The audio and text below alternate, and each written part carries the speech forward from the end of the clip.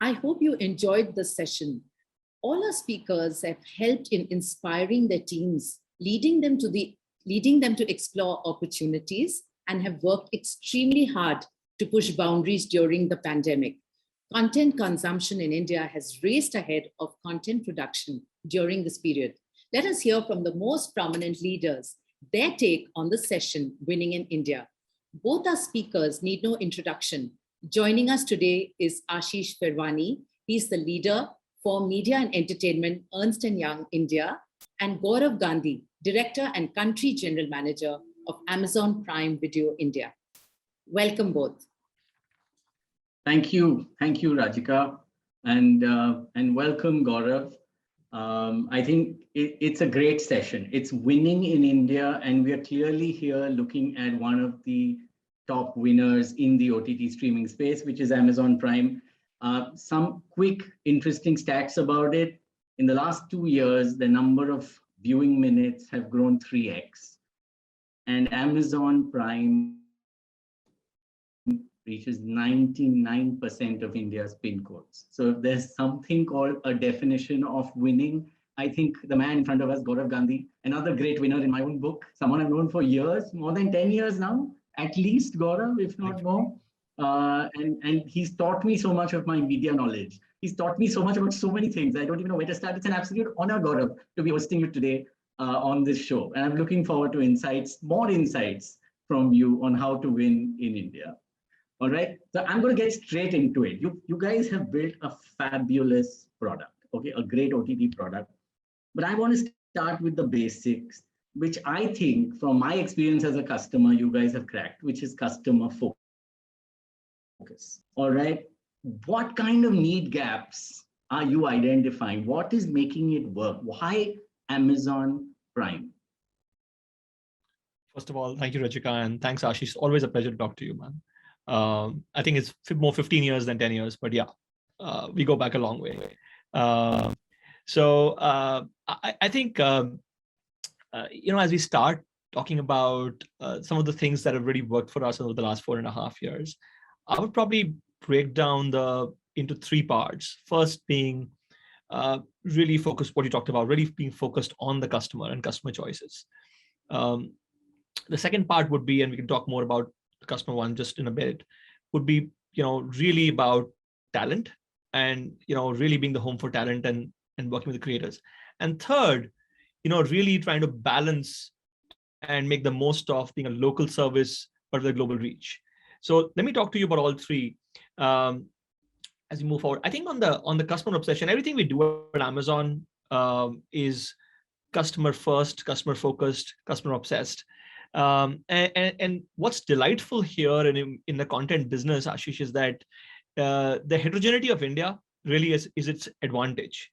The customer tastes and preferences, the talent on the creation side, and the appetite for consumption on the viewer side, both are just really such an amazing thing to work on.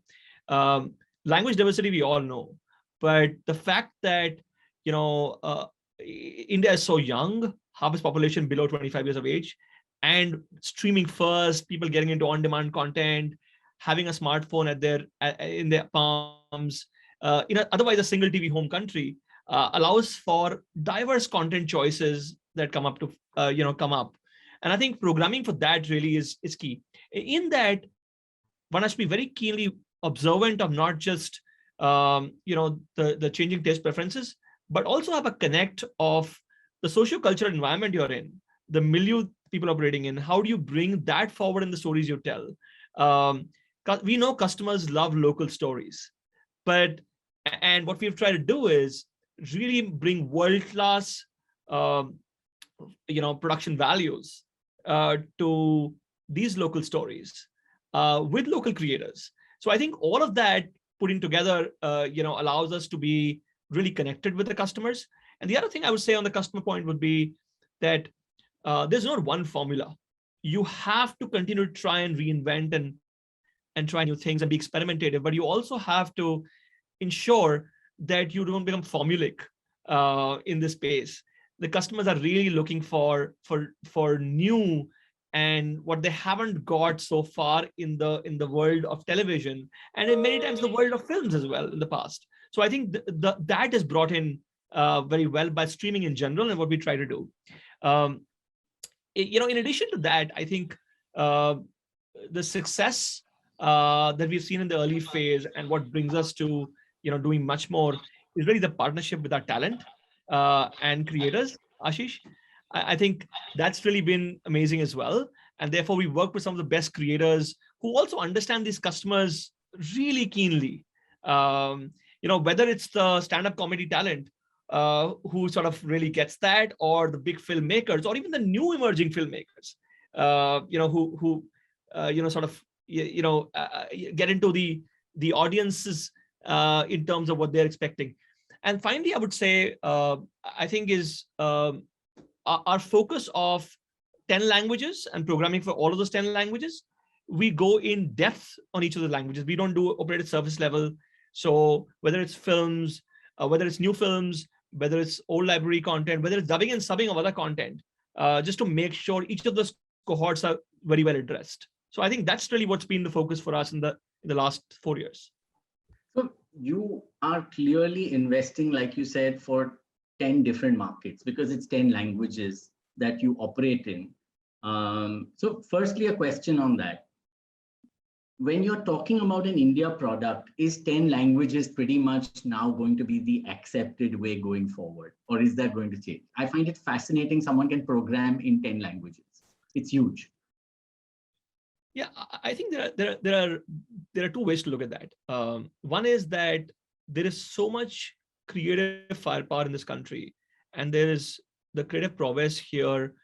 We make the most number of films. We actually have movies in many more than just 10, actually, if you look at it. Wow. But like we make, as a country, we make, content in so many languages, and there is each of those content ecosystems at work, whether it's television or films and so on.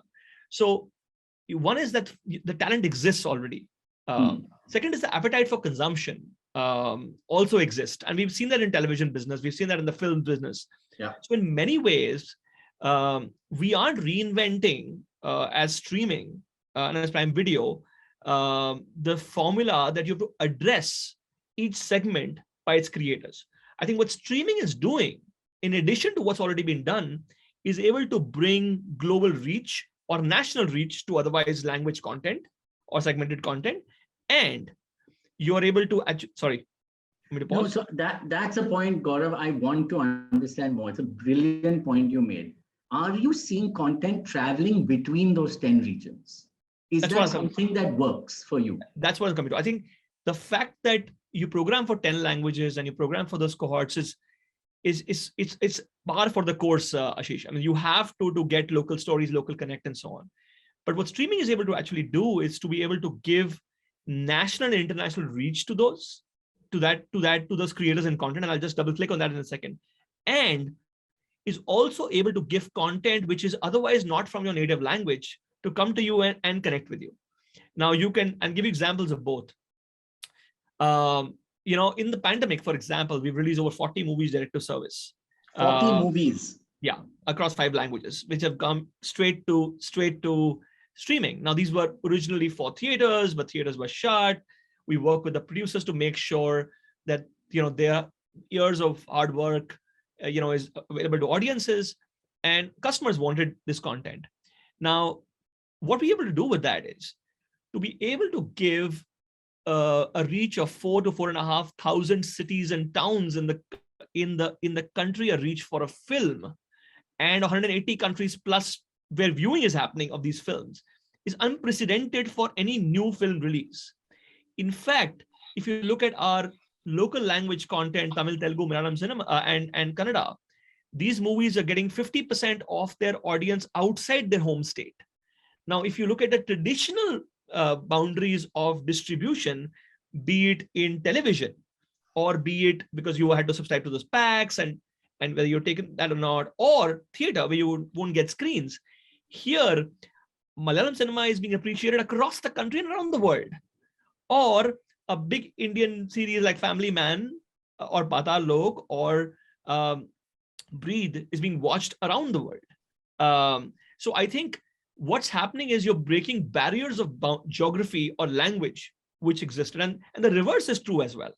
The reverse is true with great global content coming in and you watch. I gave example in one of the earlier sessions, talked about how, last year a film like, at the beginning of the pandemic, a film like Parasite came on Prime Video, a Korean film, award-winning, fantastic movie.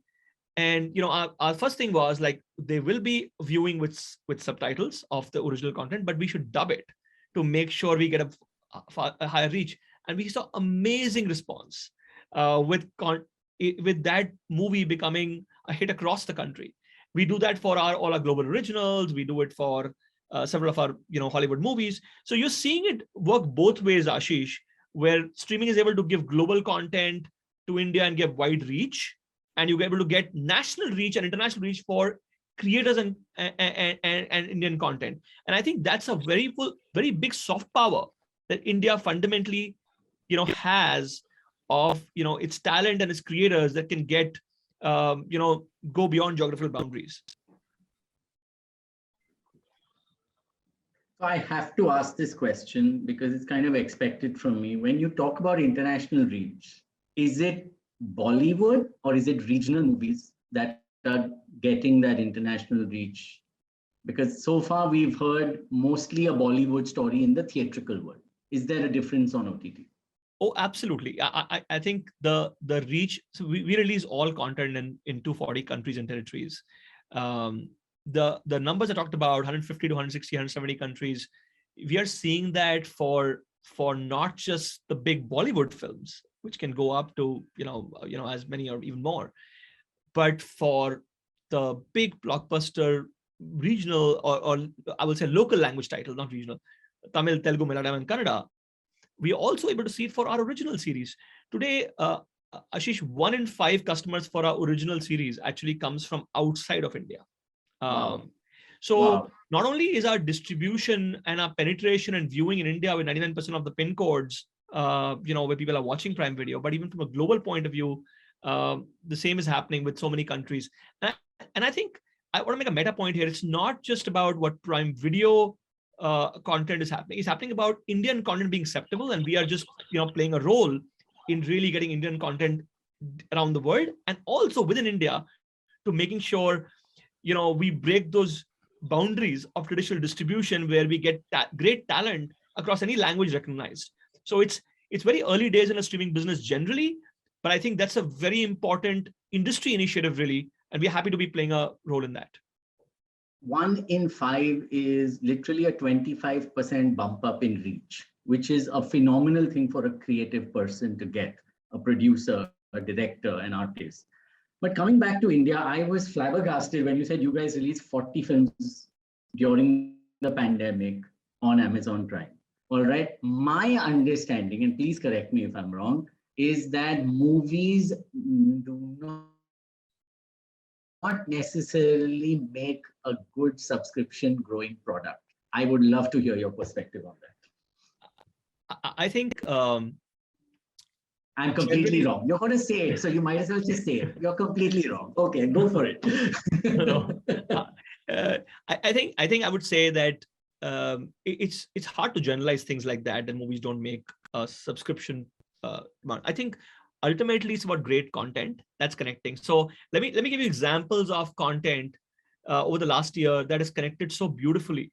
And I'll just quote some examples of Hindi movies, and we can have the same and many examples of our local language content as well. If you look at Shakuntala Devi last year, a film that released, middle of last year. If you look at a film like Sherni, if you look at a film like Sher Shah recently, these are hardcore story-based, great stories, fantastic performances, and universal appeal. And not necessarily a big star cast. They're big stars, each of them. But I'm just saying, I'm not. Each of them are big stars in themselves, but they're fantastic stories first, right? Okay. And I think this medium is about telling great stories. If you have a great more story, than just the stars is what I'm hearing. It's story first, star later. Again, I think the medium is about great stories, and stars definitely help. But the point is, stories come first, in this medium always. So we had a big success with Coolie as well, with Varun, but we also have equally big success with with movies like these. And I think the point is not about one or the other. I think the great point here, for example, I would say is that I give you examples of some of these movies, and I could give you many more of fantastic stories like Surre Potru, for example, and like, or movies like Master, for example. Like, I just so many of them, or Malik, just across languages, where customers have shown tremendous love, and word of mouth, and continue to build momentum in India and around the world. So I disagree with the fact that movies don't make great subscription product. I think you have to go for the great story and appeal. Now, appeal can come from stars. It can come from the director, from the story, from the word of mouth. So there are movies that have great anticipation because of big talent, and people love and watch. I give example of the love people had for watching Varun in Coolie #1. Great love people got and the content. There's great love that people actually got when they watched Surre Potru, for example, or Master, or what have you, Drishyam too. Like, amazing. And across and that's the point here is people have gone way beyond what we traditionally discuss. The market would be only A state or B state or C. Like, this is national and international. So that's part one. The second is the barrier of thinking about because it's a convenience and safety of your homes. So you are watching the seamless experience. You have, you can watch the big screen, personal screen, all of that. I think before the pandemic, there was a view, and we were doing early window movies even earlier, in 4 and 8 weeks. Before the pandemic, people did not expect big films to come on streaming. And in the beginning, we started with a few, and they were big and they were great hits. However, the confidence the creators got, Ashish, when they saw the reach and appeal and love they were getting, and the talent got, really reinforced that to have bigger and bigger and more impactful, and a lot of cinema coming in, to actually release on OTT. And I think it was a game changer for the industry, but for the customers more so, because they got so much variety sitting at home, and there was more time at that time.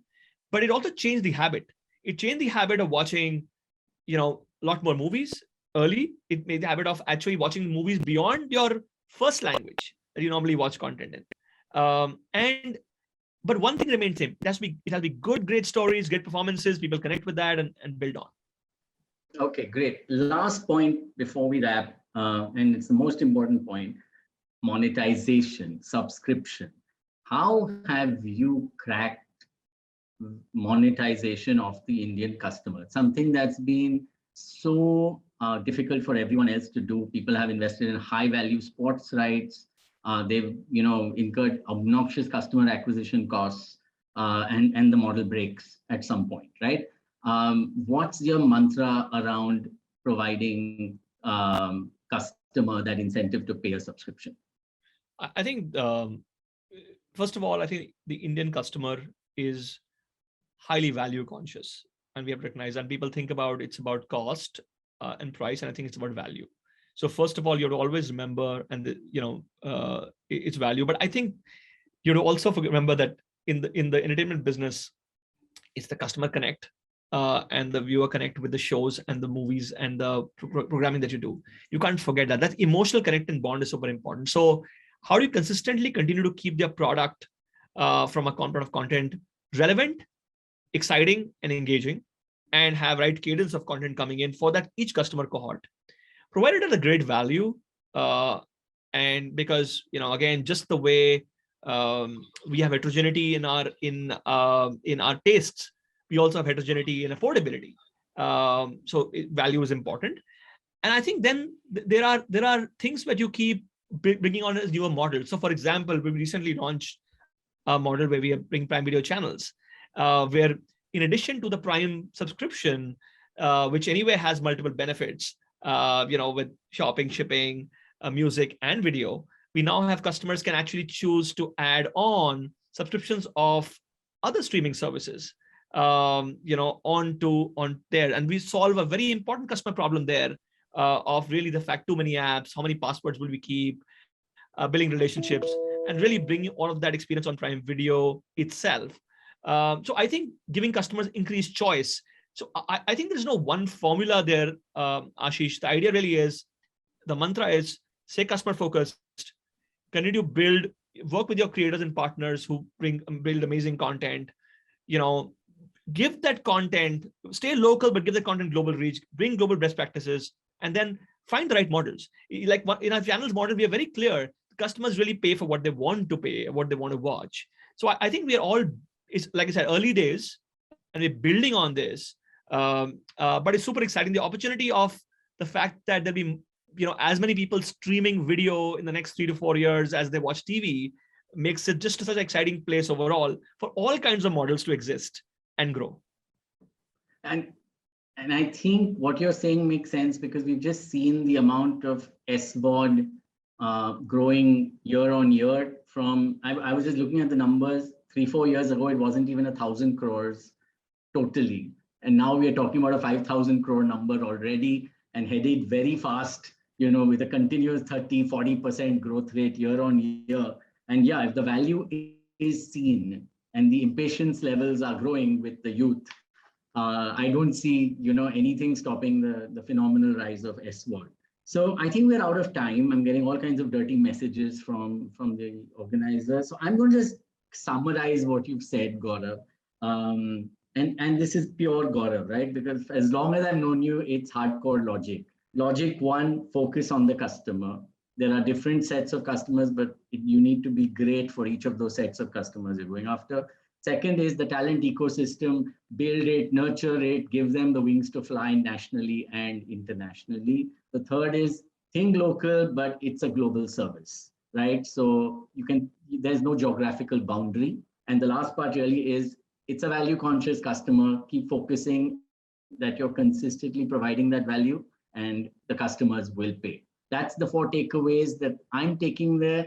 Gaurav, as always, hard logic. Great to chat with you. I always learn so much. I hope all the viewers have enjoyed this as well. Thank you so much. Namaste. Thank you, Ashish. Thanks, everyone. Pleasure talking to you all.